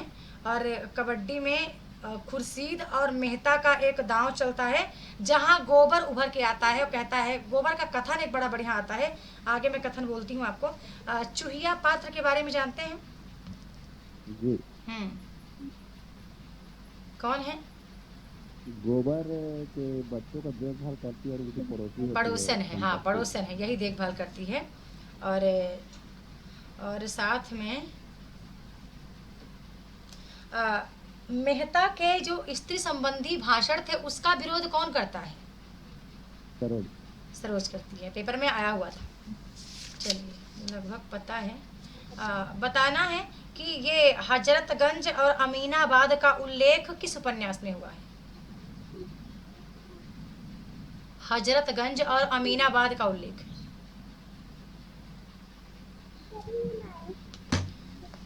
फटाफट जल्दी से बोल दीजिए, जल्दी बोल दीजिए।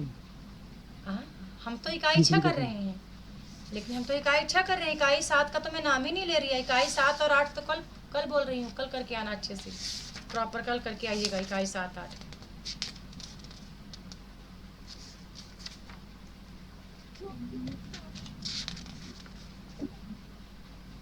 जिक्र हुआ है गोदान में ही है, ठीक है, गोदान में जिक्र हुआ है। सेमरी और सेमरी बेलारी में कितने मील का अंतर है? 5 मील का अंतर है। और सेमरी से लखनऊ कितने कोस दूर है? कितने कोस दूर है? जैसे गोबर जाता है वहीं पे लिखा हुआ है, बुक्स में लिखा है, बुक में लिखा है 20 कोस दूर है, ठीक है सब। हाँ 20 कोस। चलिए क्या पूछने वाली थी? अब मैं भाग पूछती हूँ, खंड पूछती हूँ पूरे उपन्यास का। मैंने यहाँ पे आज लिख लिया था सभी खंडों का से लिखो। ये वाले पीडीएफ पे मैंने लाल लाल कलर से एक ही जगह पे लिख लिया था शॉर्ट में। कितनी बार पढ़ने के बावजूद भी मैं अभी बार लिख के ही कर रही हूँ चीज़ें। मतलब जब मैं करती हूँ, आज सुबह की आपने यदि शॉर्ट वीडियो देखी होगी तो मैं सुबह यही काम कर रही थी। ठीक है, अब बताइएगा झूठा सच का पहला भाग कितने खंडों में है, दूसरा भाग कितने खंडों में है? बता दीजिए, फटाफट बताइए, जल्दी से बताइए, जल्दी बता दीजिए। पहला खंड कितने भाग में, दूसरा खंड कितने में? 17 भाग में। पहला खंड कितने भाग में है? सपने अभी पहला 19 में, दूसरा 17 में। ठीक है, 17। इसमें कब से कब तक की कथा है झूठा सच में? पहला खंड 58 में प्रकाशित है, दूसरा 60 में, आपको पता है। 1942 से लेकर के 47 तक।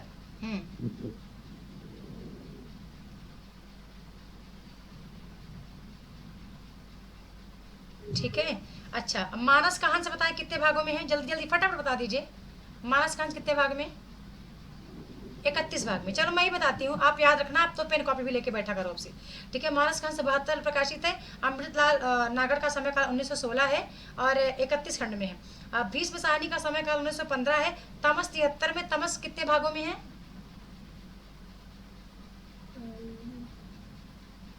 हे दादा, 21 खंड में, 21 प्रकरण में, प्रकरण लिख सकते हैं। बताना है। श्रीलाल शुक का समय काल क्या है? 25 है, 1925 है। राग दरबारी 1968 में। राग दरबारी कितने भागों में है? 35 भागों में, 35 भाग, बहुत बढ़िया। जिंदगी नामा कृष्णा शोभती का समय काल 1925 है और जिंदगी नामा 1979 में। जिंदगी नामा कितने भागों में है? 2 खंडों में है, 2 भाग है। पहला जिंदगी नामा के नाम से, दूसरा जिंदा रुख के नाम से। और मन्नू भंडारी का आपका बंटी कितने भागों में है? 16 भागों में। बहुत बढ़िया, बहुत सुंदर। जगदीश चंद्र माथुर का 1917 समय काल है। जगदीश चंद्र का, और 1917। और धरती धन अपना का प्रकाशन 1972 है। धरती धन अपना के नायक नायिका पात्र का नाम बताना है। काली और ज्ञानो। काली और ज्ञानो, बहुत बढ़िया। जल्दी से बता दीजिए, गोदान कितने भागों में है? 36 में प्रकाशित, 36 भागों में है भी। अजय जी का शेखर जीवनी कितने खंडों में है? 2 खंडों में। 2 खंडों में कैसे है जी? वो तो प्रकाशित होता है एक प्रथम। 4 खंड। हाँ, शेखर जीवनी 1941 पहला खंड, 1940 पहला खंड, 1941 पहला खंड, 1944 दूसरा खंड। ऐसा ना? पहले खंड के चारों भागों का नाम बता दीजिए। पहले खंड के चारों भागों का नाम बता दीजिए।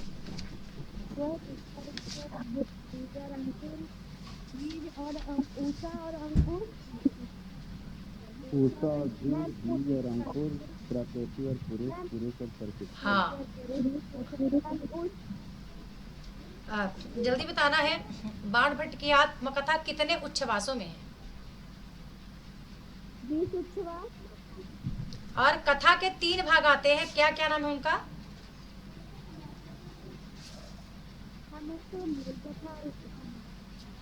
कथा के 3 भाग आते हैं। पहला कथामुख, दूसरा, तीसरा बता दीजिए। पहला कथामुख, दूसरा क्या है भाई, बता दीजिए। दूसरा, तीसरा बता दीजिए।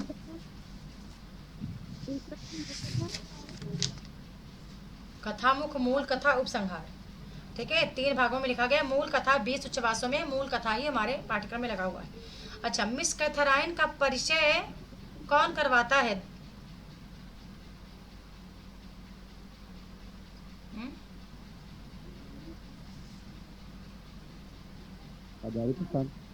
हजारी प्रसाद द्विवेदी मूल कथा में ही अपने उपन्यास में प्रथम परिचय मिथ कैथराइन से करवाते हैं और वे कहते हैं कि ये ऑस्ट्रिया के संभ्रांत ईसाई परिवार की कन्या है। और वो बताते हैं परिचय में ही कि दोस्तों, मैंने जो बाण भट्ट की आत्मकथा लिखी है मेरी मूल पुस्तक नहीं है, बल्कि मैंने मिस कैथराइन से ही शोध यात्रा के उपलब्ध सामग्री को आधार बना करके बाण भट्ट की आत्मकथा की रचना की है। वो स्पष्ट लिखते हैं। वो कहते भी हैं कि मेरी ये कोई मौलिक पुस्तक नहीं है, मूल पुस्तक नहीं है, बल्कि मैंने इसी कथा को मिस कैथराइन के जो शोध सामग्री थे बाण भट्ट को लेकर के, वहीं से मैंने शोध सामग्री लेकर के और इस रचना को लिखा है। और ये आपको पता है कि हर्षकालीन सभ्यता और संस्कृति का जीवंत दस्तावेज है कौन सा उपन्यास? बाण भट्ट की आत्मकथा। इसका समय काल क्या है? उपन्यास के 1941। अरे ना ना ना, मैं पूछ रही हूँ उपन्यास के जो जिस पर उपन्यास केंद्रित है उसका समय काल पूछ रही हूँ। 8वीं सदी, 7वीं शताब्दी हर्ष युग, 7वीं 7वीं शताब्दी हर्ष युग कालीन। ओके, अब आते हैं कुछ पात्र तो अभी नहीं हुए, पात्र तो अभी बहुत बाकी हैं और आगे चलती हूँ। एक कथन है, बताना है। कौन कहता है औरत को भगवान सब कुछ दे रूप न दे, नहीं वह काबू में नहीं रहती। मैं लाइव क्लास में पूछी हूँ आपसे और कई बार पूछ चुकी हूँ। मैं थोड़ा चश्मा धारण कर लूँ। कौन कहता है, फटाफट बता दीजिए। गोदान उपन्यास में किसका कथन है ये कि औरत को भगवान सब कुछ दे रूप न दे, नहीं तो वह काबू में नहीं रहती। बांस काटने वाला कहता है किसको, जिससे उसकी लड़ाई हो जाती है, किसकी पत्नी को? हीरा को कहता है। हाँ, हीरा को कहता है। हीरा क्या, हीरा स्त्री पात्र है? हीरा की पत्नी। हीरा की पत्नी को। अच्छा, एक कथन है बड़ा महत्वपूर्ण है, बताना है कि आश्चर्य अज्ञान का दूसरा नाम है। कौन कहता है? आश्चर्य अज्ञान का दूसरा नाम है। जहाँ बहुत ज्ञान वाली बातें होंगी समझ जाना मेहता जी हैं। हाँ, जहाँ बहुत ज्ञान वान की बातें आ जाएंगी ना समझ जाना सिर्फ मेहता ही अपने भाषण में बोलते हैं। जहाँ जीवन है, क्रीड़ा है, चाहक है, प्रेम है, वहाँ ईश्वर है, और जीवन को सुखी बनाना है, उपासना है और मोक्ष है। तो ये सब चीज़ें बड़े ज्ञान की बातें हो रही हैं। तो ये मेहता जी हैं जो गोविंदी से कहते हैं।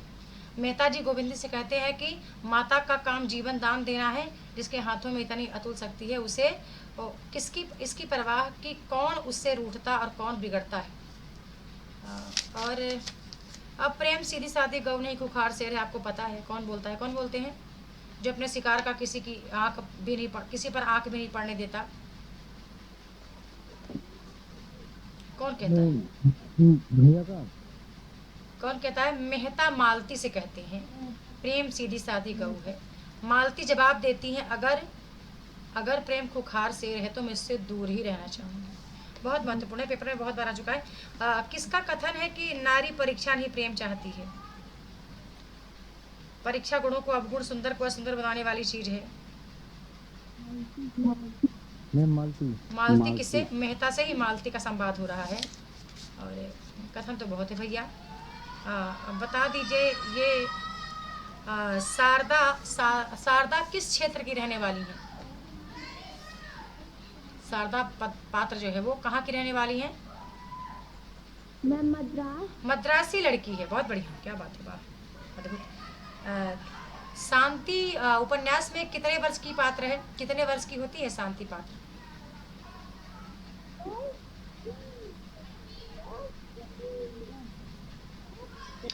किस उपन्यास में रोमा रोला के जॉक क्रिस्टॉफ का प्रभाव देखा गया है? हाँ, बहुत बढ़िया। शांति 18-19 वर्ष की लड़की रहती है। किस मरीज से पीड़ित है वह? तपेदी की मरीज से पीड़ित है। बहुत बढ़िया। आप शेखर एक जीवनी का 41 भाग आपको पता है, 4 भागों में 41 जो भाग है, पहला भाग वो 4 भागों में है। आपने बता दिया, उषा ईश्वर, बीज अंकुर, प्रकृति पुरुष, पुरुष और परिस्थिति। अब कहाँ आते हैं? पात्र तो आपको मेरे ख्याल से पूरे पता है ना, शेखर जीवनी के पूरे पात्र पता है। अब ये बताना है कृष्णवर्धन किस उपन्यास का पात्र है? इस बार आया था कृष्णवर्धन भी। हाँ, हर्षवर्धन, कृष्णवर्धन, विग्रह वर्मा, तुवर मिलिंद, राजश्री और बाकी महामाया, सुगत भट्ट, लोरिक देव, अघोर, भैरव, सुचारिता, बाढ़ भट्ट, निपुणिका तो आपको पता है कि हमारे मूल पात्र हैं। और इसके बारे में आपको पता है 7वीं शताब्दी के हर्षकालीन राजनीतिक, सांस्कृतिक या आर्थिक परिस्थितियों का जिक्र है, आपको पता है इसमें। अब देख लेते हैं, बताना है कि किस खंड के परिच्छेद में कौन से मतलब ये बताना है कि कौन सा परिच्छेद है मैलाचल उपन्यास का जिसमें भवभूति की रचना माधव मालती का जिक्र है? भवभूत की रचना के पात्र हैं माधव मालती।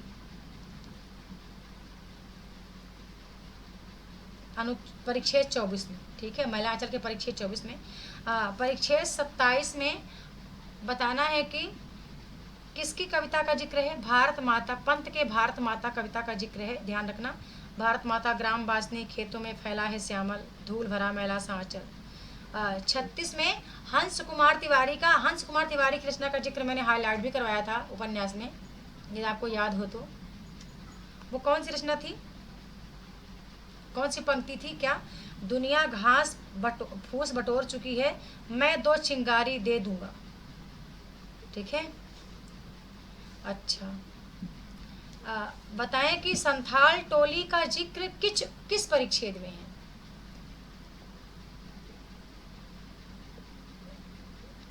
बताएं।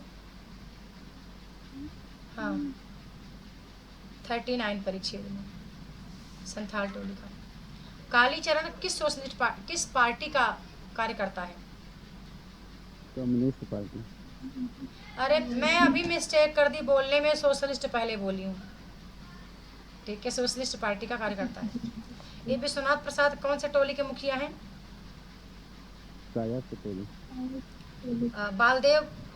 बालदेव पात्र किस में कार्य करता है? किस मतलब कौन सी कमेटी कार्य करता है? कांग्रेस कमेटी का। बावन दास कांग्रेस कमेटी का। और अच्छा, चलते हैं थोड़ा सा मेरी पीडीएफ की ओर। और क्या पूछना था मुझे बड़ा, हाँ बड़ा अच्छा है। जल्दी से परती परिकथा और दीर्घ तपा जुलूस का प्रकाशन वर्ष बताना है।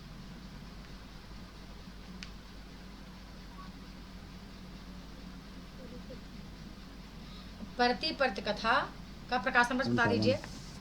57। बहुत बढ़िया। दीर्घ तपा 64 में और जुलूस 60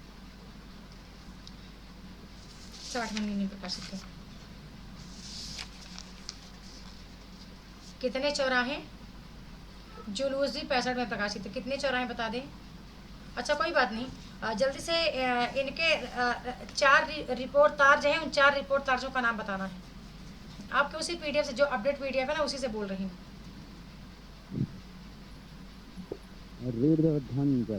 हाँ, रेणु ने ऋण लेकर नेपाली क्रांति कथा की पूर्व रिपोर्ट एकलव्य को प्रस्तुत की। अब बताइए। रेणु ने ऋण लेकर नेपाली क्रांति कथा की पूर्व रिपोर्ट, अब बताइए, एकलव्य को प्रस्तुत की। हाँ, पहला ऋण जल धन जन 75 में प्रकाशित है। दूसरा नेपाली क्रांति कथा 78 में। तीसरा अश्रुत पूर्व 84 में। और एकलव्य के नोट्स का प्रकाशन बस पता नहीं। संस्मरण, 2 संस्मरण इनके बता दीजिए। अरे पीडीएफ में मेंशन है भाई, पीडीएफ में मेंशन है। 1 तुलसी की गंध समय की शिला पर। प्रमुख कहानी बता दीजिए जो उसी पीडीएफ में मेंशन है। चर्चित कहानी कोई 2 बता देना भाई, या तो प्रमुख बता दीजिए। ठुमरी, फिर इसके बाद आप बताइए। ठुमरी 59 में। हाँ, अग्निखोर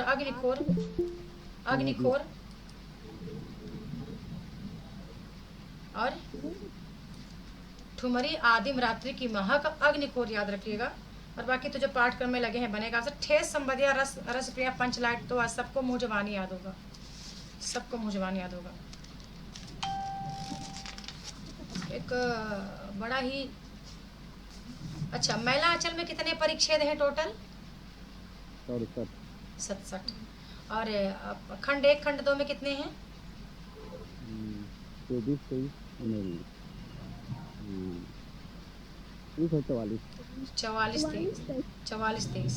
बहुत बढ़िया, लगभग तैयारी तो अच्छी दिख रही है मुझको। तैयारी अच्छी। ये चंदनपट्टी गांव का संबंध किस पात्र से है? किस पात्र का संबंध चंदनपट्टी गांव से है महिला आंचल में? बालदेव। वाह क्या बात है, किसने बोला था? बहुत बढ़िया। ये भारत माता बेजार रो रही है, कौन कहता है? बालदेव कहता है। बहुत बढ़िया। मेरीगंज में आकर अपनी मौसी के यहाँ रहता है, कौन सा पात्र है? कालीचरण। हाँ, बालदेव। गांधी और नेहरू का व्यक्तित्व लेकर कौन पात्र आता है? बालदेव। ठीक है, हाँ बालदेव आता है। और बाद में किस पात्र की हत्या कर दी जाती है? बावन दास। हाँ? बावन किस दास। किस पात्र की? बावन दास की कि बालदेव की?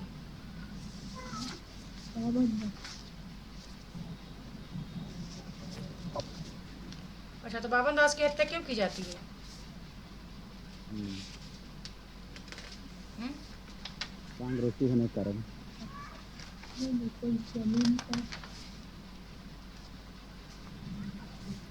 अच्छा बताएं जरा, ये कुकुरु का पुत्र कौन है? महिला आंचल में कुकुरु पात्र का पुत्र कौन है? कालीचरण। कालीचरण है।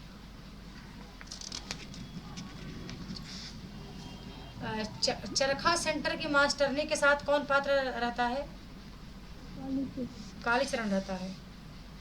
अच्छा, WG मार्किन के बारे में अच्छे से पता है। गांव की मुख्य पैदावार क्या है? धान, पाट, खेसारी मुख्य पैदावार है।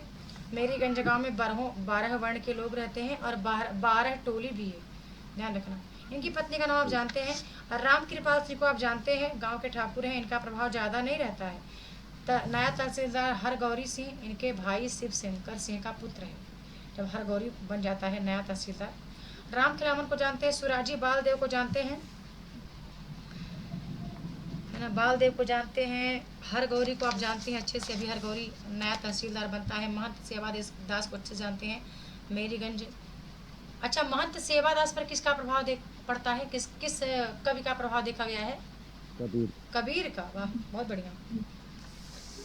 चलिए, अभी तो ये अधोजी भगत के बारे में जानते हैं, प्यारू के बारे में जानते हैं, रंजीत पात्र के बारे में जानते हैं। तहसीलदार विश्वनाथ का पुराना नौकर है रंजीत। ये 3 पात्र हैं जो सुराजी हो जाते हैं। कौन कौन से हैं? बालदेव, बावन दास और चुन्नी गोसाई। ठीक है, हाँ, ये सुराजी हो जाते हैं। हाँ? आ गई ना सब्जी, तो आ गई। कहाँ लाए तो सब। क्या कब लाए? अभी लाए। ठीक है, हीरू पात्र के बारे में जानते हैं ना? पोलिया टोले का व्यक्ति है जिसका पुत्र जीवानंद मर जाता है। और वासुदेव के बारे में जानते हैं, सुंदर शांति के बारे में जानते हैं, पैटामिन के बारे में जानते हैं, चिंगारी जी को जानते हैं, लाल पताका साप्ताहिक का संपादक चिंगारी जी को याद रखना। सहदेव मिश्र को भी याद रखना। ठीक है, फुलिया के पिता महबूदास का कर्ज लेता है ये। और चलित्र कर्मकार को याद रखना भैया, ये बड़ा ही कैसा डाकू है? बड़ा ही खड़ूस डाकू है, मतलब कि क्या बोलते हैं इसे? डाकू। ओ, अरे मतलब कि बहुत ही जाना माना डाकू। हाँ हाँ, जाति के चमारे, लेकिन बहुत वैसा डाकू है, एकदम मशहूर डाकू है वहाँ का। अच्छा, चांद पात्र को जानते हैं? पंजाबी पहलवान है, मुश्ताक पहलवान का चेला है। और अब स्त्री पात्र को सब जानते हैं। कमला पात्र को जानते हैं, ठीक हो, अच्छे से जानते हैं आप। कमला का एक पुत्र पैदा होता है जिसका नाम नीलोत्पल होता है। कोठारी लक्ष्मी को आप जानते हैं, ठीक है। बीजक का पाठ करने वाली यही है। कबीर के मतलब व्यक्तित्व पर ये भी चलती है। कोठारी लक्ष्मी का बाद में जो संबंध है वो बालदेव के साथ हो जाता है, बालदेव के साथ विवाह कर लेती है। फुलिया को जानते हैं, महबूदास की विधवा पुत्री है फुलिया। सहदेव मिश्र के साथ इसका अवैध संबंध है। और राम पियरिया को जानते हैं आप। राम पियरिया का संबंध किसके साथ हो जाता है? महंत सेवादास के दास रामदास की का संबंध राम पियरिया के साथ रहता है। और ममता को आप जानते हैं, ममता प्रशांत की क्या है? मित्र है। प्रशांत को वहाँ से पत्र भेजती रहती है, अपने जहाँ रहती है वहाँ का पूरा हाल समाचार देती रहती है। अंत में प्रशांत फिर ममता के पास चला जाता है। ठीक है, उपन्यास के अंत में जब देख रही थी। अच्छा, अधोजी भगत को जानते हैं,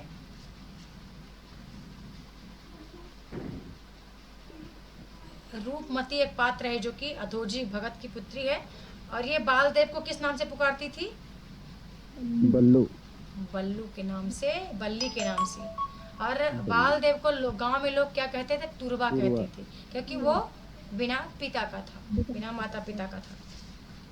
चलिए अब थोड़ा आगे चलती हूँ, थोड़ा सा तमस और झूठा सच के बारे में पूछती हूँ, और तो बाकी आपसे बन भी जाएगा। तमस झूठा सच के बारे में पूछती हूँ। अभी संतुष्ट नहीं हूँ, लगता है कितनी लंबी क्लास कर लूँ कि लगे कि हाँ आपको सब आ रहा है। जो लोग सुन रहे हैं बहुत अच्छा है, कम कम सुन ही तो रहे हो, यही बहुत बड़ी चीज़ है। पात्रों के बारे में अच्छे से बताना है।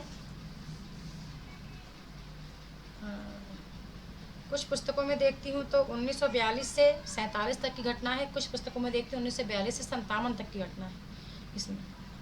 ठीक है, जया पात्र बताइए कौन है इसमें? झूठा सच में जया पात्र कौन है? कनक की बेटी है ना। ये नरोत्तम पात्र, नरोत्तम पुरुषोत्तम पात्र इसी के हैं, ध्यान रखिएगा। ये श्यामा पात्र इसी की पात्र है, ध्यान रखना, यही इसी की पात्र है। और अब कुछ महत्वपूर्ण पात्र की बात करते हैं। ये बंती पेपर में जो आए हुए हैं उन्हीं को बार बार मैं ले रही हूँ, क्योंकि ये आयोग की दृष्टिकोण में है जब भी। अच्छा हाँ, एक बात मैं आपसे कहना थी, रुको, मैं आपसे ये कहना चाह रही थी कि जब कोई बंदा पेपर बनाता होगा ना, अभी हाल ही वाला, तो सबसे पहले वो पुराने पेपर को देखेगा। ठीक है, जो व्यक्ति पेपर अभी डिजाइन कर रहे हैं ना हमारे 27 तारीख के लिए, वो व्यक्ति पहले एक बार पेपर को देखेंगे। और वो कहाँ गया है, किधर चला गया भाई? हाँ, पेपर को देखेंगे। इसका पेपर को मैं भी आपको बताऊंगी कि वो किस दृष्टिकोण से पेपर को देखने वाले हैं। ठीक है, मैंने इसको एनालाइज कर लिया है। और ठीक है, तो हाँ, पेपर को देखेंगे, साथ में ये पेपर देखेंगे, और 11 दिसंबर को हमारा पेपर हुआ था ना, वो पेपर को देखेंगे, और उसके पहले का पेपर मतलब 3-4 सेट लगभग। कोई भी व्यक्ति पेपर बनाने से पहले 5 सेट पेपर को हर हाल में अध्ययन करता है। ये मैं नहीं कह रही, किसी बड़े अच्छे व्यक्ति से वार्तालाप होने के बाद कह रही हूँ आपसे। ये मेरा भी अनुभव है कि मैंने जब बोला है कि वैसा समय, जब कोई मुझसे पूछता है कि आप कंटिन्यू 6-6 बार क्यों एग्जाम क्वालिफाई करती हैं, कैसे कर लेती हैं, आपको याद कैसे रहता, आपको ये बातें कैसे क्लियर है कि हाँ पेपर में यहाँ से प्रश्न बनेगा, ऐसा प्रश्न बनेगा, एलिमिनेशन मेथड कैसे पता है आपको, हर चीज़। तो मैं बताती हूँ कि कहीं ना कहीं मेरा ओल्ड पेपर पे अच्छा कमांड था, और कॉन्सेप्ट भी मेरा अच्छा क्लियर हुआ। दोनों का कॉम्बिनेशन है कि शायद मैं हिंदी को अच्छे से समझ पा रही हूँ। ठीक है, तो इसका मैं आपसे जिक्र करूँगी। मेरे हाथ में पेपर है, ये मैंने आज पूरा एनालाइज किया इसको अच्छे से, कि जब कोई व्यक्ति पेपर बनाएगा तो जो चीज़ें मान लो कि हम जानते हैं वो तो चलो ले लेगा, तो वो तो हमसे बनेगा। कुछ पात्र है, कुछ चीज़ ऐसा बोलेगा जो अभी पेपर में नहीं आया हुआ है। जैसे कि पंक्ति आई थी, चकित चकत्ता चौंकी उठे बार बार, दिल्ली दहशत चिते चाह करसती हैं। ठीक है, इसमें 60 प्रश्न ऐसे थे जो सबको आ रहे थे, 40 प्रश्न सबके लिए कठिन थे। इसके 40 प्रश्न सबके लिए कठिन थे, 60 प्रश्न हर बंदे को आ रहा है, कोई भी अच्छे से पढ़ा होगा थोड़ा बहुत ना, तो सबको आ रहा था, है ना। तो चलिए, ये वाली बात में थोड़ा सा, क्योंकि ये रिकॉर्ड तो हो रही है, लेकिन ये कहाँ पे मैं अपलोड करूँगी अभी तो पता नहीं। रिकॉर्ड में कर रही हूँ, देखो यहाँ पे रिकॉर्ड आपको दिख रहा है ना, हो रही है, आपको रिकॉर्डिंग दिख रहा है स्क्रीन पे, पर ये मैं कहाँ पे अपलोड करूँगी अभी? पेपर के पहले मैं अपलोड इसको कर भी नहीं सकती अभी। पेपर जब हो जाएगा तब जरूर अपलोड कर पाऊंगी, तो जो लोग नहीं जुड़े होंगे बाद में देख लेंगे। और मैं एप्लीकेशन पे इसको कैसे डालूंगी मेरे को नहीं पता, वहाँ पे कैसे जाएगी ये, ठीक है ना। तो इस तरह से मैं देखूंगी वॉइस दोनों आती है कि नहीं, ऑडियो वीडियो मुझे भी क्लियर भी नहीं हो कि वीडियो ऑडियो आती होगी नहीं, क्या पता मेरी बस ऑडियो रिकॉर्ड हो रही है, आपकी नहीं रिकॉर्ड हो रही है वगैरह वगैरह, तो मैं क्लियर कर लूँगी। तो अभी एक अन्य समय पर आऊँगी, अभी इकाई 6 को करके मैं संतुष्ट नहीं हूँ, पूरा प्रॉपर पूछ करके, जैसे कि 2-3 चीज़ें जो कि झूठा सच तमस और हाँ ये पूछना है। और इसके बाद पूरे कथन में पूछना चाहती हूँ, मैं मानस हंस के पूरे पात्र जानना चाहती हूँ कि एक एक पात्र को आप समझ के रखें कि पात्र कौन से हैं। ठीक है, अभी मैं संतुष्ट नहीं हूँ। जैसे कि मानस के हंस का की भूमिका में कौन कौन सी पुस्तक का योगदान है, मैं फिर से पूछना चाहती हूँ। मोती चंद्र ने काशी का इतिहास लिखा था, राहुल संकृत्यान के अकबर पुस्तक का वर्णन है। ठीक है, माता प्रसाद गुप्त के तुलसीदास का, और डॉक्टर उदय भानु का तुलसी का मीमांसा। इन पुस्तकों इसका को आधार बना के अमृतलाल नागर ने मानस का हंस तैयार किया था। कुछ और पुस्तकें भी हैं, ठीक है। कहाँ पर तैयार किया गया था, लिखना कब प्रारंभ किए थे, कितना समय लगा था, थोड़ा सा ये भी मैं अभी पूछना चाहूँगी। तो बातें ही बहुत सारी पूछने के हों, पर अब मतलब अभी संतुष्ट नहीं हुई। अब आप कोई ऐसा समय बताएं जब आप बिल्कुल फ्री रहें सब कोई, तो उस समय पर आऊँगी, क्योंकि अभी ये टाइम है खाना वाना बनाने का, 6:15 हो गए हैं। ऐसा कौन सा टाइम है कि जिस टाइम आप सब फ्री रहें बिल्कुल। अब रात्रि का टाइम हो सकता है, पर रात्रि में देखो नींद सबको आती है, पता चले मैं यहाँ बोल रही हूँ, आप वहाँ नींद में सो रहे हैं वीडियो ऑन करके, हैं, है ना। तो वो समय आप बता देंगे जब, तो मतलब कोई 3-4 घंटे का समय, 4-5 घंटे का समय आप कंटिन्यू करोगे डिस्कशन आकर के, तब जो लोग सुन रहे हैं उनका भी अच्छा है, बेनिफिट उनको भी है कि बातें रिकॉल हो रही हैं। 9 बजे से रात्रि 9 बजे से। अब कल बस का टाइम है, संडे को कर सकते, मंडे को आप तो दिन भर बिजी रहेंगे, मैं भी बिजी रहूँगी मंडे को, उधर शायद मैं भी जा रही हूँ। मंडे को सुबह जाऊँगी, शाम को आऊँगी। फिर वही हमारे पास 20, 21, 22 3 दिन का टाइम है। फिर 23, 24, 25, 26 मैं खुद को टाइम दूंगी, थोड़ा सा लास्ट टाइम है आपके लिए। तो 1 साल तक मैंने कहा कि वैलिड है कोर्स। और तो 20, 21, 22 मैं 8-8 घंटे आपको टाइम दूंगी। 8 घंटे मैं ऐसे ही बैठी रहूँगी और पूरी चीज़ जितना मेरे से हो सकेगा बताने के लिए, चाहे वो फर्स्ट पेपर हो, सेकंड पेपर हो, तो डिस्कशन कर लूँगी मैं। ठीक है, ठीक है ना। अब बोलिए जी मैम, हाँ मैम, यस मैम, हाँ चलिए ठीक है। अभी मैं इसको कट करती हूँ। हाँ चलो अभी कट कर रही हूँ और फिर मैं आती हूँ। अभी कल आऊँगी, कल 18 तारीख को, संडे को आऊँगी, मंडे को नहीं आऊँगी। फिर 20, 21, 22 को 6-7 घंटे की तो एक क्लास कंटिन्यू करूँगी। 6-7 घंटे बहुत होते हैं चीज़ों को डिस्कशन करने में। अभी 6-7 घंटे क्लियर कर दूँगी। इकाई 2 पूरा हिंदी साहित्य का इतिहास, पूरा एक रचनाओं को पूछूंगी, हिंदी गद्य की अन्य विधा को। इसी में इकाई 3 हमारा अच्छे से रहेगा, पूरी पंक्ति सामने आएगी, कुछ कथन सामने आएंगे। ऐसे इकाई 4 के केवल कवि होंगे जो बताना रहेगा कि कौन से अस्तित्ववादी है, कौन से मार्क्सवादी, कौन मनोविश्लेषणवादी, कौन संरचनावादी, कौन उत्तर संरचनावादी, बिंबवादी कौन है, प्रतीकवादी कौन है। बस ये थोड़ा डिस्कशन कर लेंगे। और इकाई 6 से लेके 10 तक का जो रचनाएं खंडों में है, और थोड़ा सा कुछ रचनाओं का विषय हम पढ़ लेंगे कि किस विषय पे केंद्रित है। कुछ कथन पढ़ेंगे, कथन का खुद भी क्लियर नहीं होता कहाँ से आएगा। कथन का तो खुद मैं भी श्योर नहीं हूँ, कहाँ पढ़ तो रही हूँ, पर कथन का मैं खुद श्योर नहीं हूँ। वो कहीं से गंदा फंदा भी कथन उठा के, जो कथन नहीं महत्वपूर्ण वो भी उठा के लेके आ जाते हैं। वो तो अपने मन से कथन लाते, बाकी का तो पता रहता है कि हाँ क्या आ सकता है, पर कथन का नहीं पता। बाकी तो सब पता है, भारतीय काव्य शास्त्र पता है क्या आएगा, पाश्चात्य पता है क्या आएगा, इकाई 2 का भी पता है क्या पूछ सकता है, आदिकाल, भक्तिकाल, रीतिकाल जो भी है। इकाई 1 का भी कंफर्म पता है कि क्या पूछेगा, कंफर्म पता है। इकाई 5 से 10 कथन को छोड़ करके, पंक्तियों को छोड़ करके सब पता है कि क्या पूछेगा पेपर में।